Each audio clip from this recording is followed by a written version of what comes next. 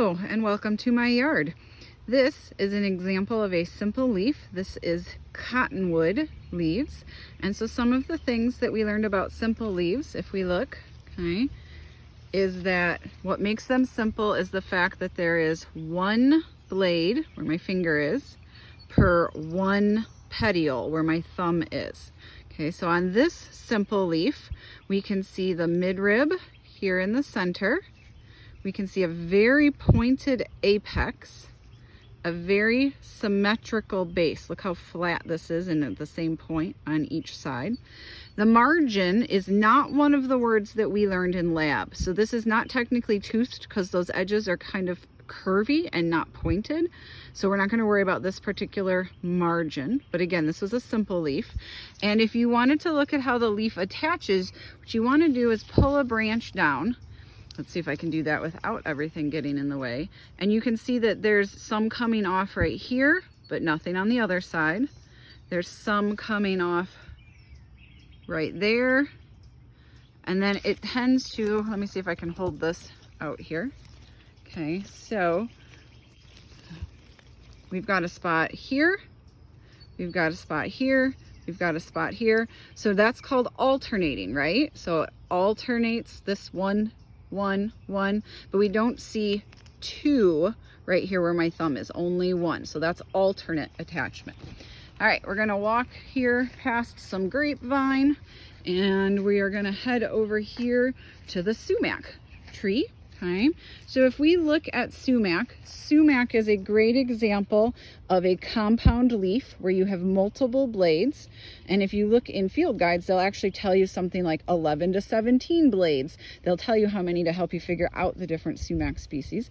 But this is a compound leaf. This one is pinnate. Pinnate means that you've got two across from each other, and lots of them. So this is a pinnate. Okay. Very early fruits coming out. These will be flowers here in just a second, then they will be fruits.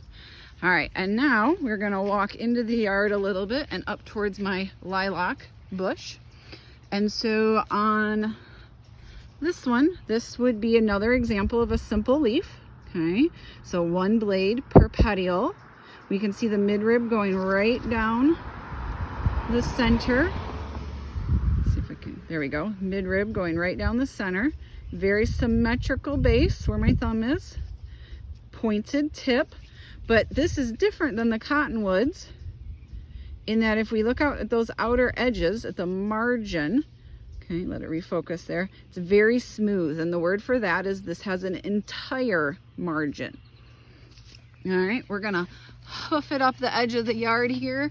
Unfortunately, I couldn't find any examples of this plant a little bit closer, so we'll just keep going past the daylilies and here into what is kind of a junk pile. It's where I throw a lot of the branches that come down in the yard.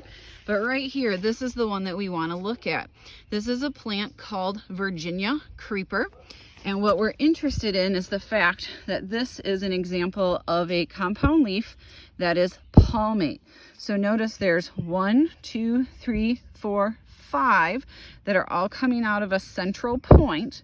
So that is palmate, kind of like you have fingers all coming out of the palm of your hand. That's where that name comes from. Compound leaf because there's multiple blades. So this would be the petiole right here. So one petiole.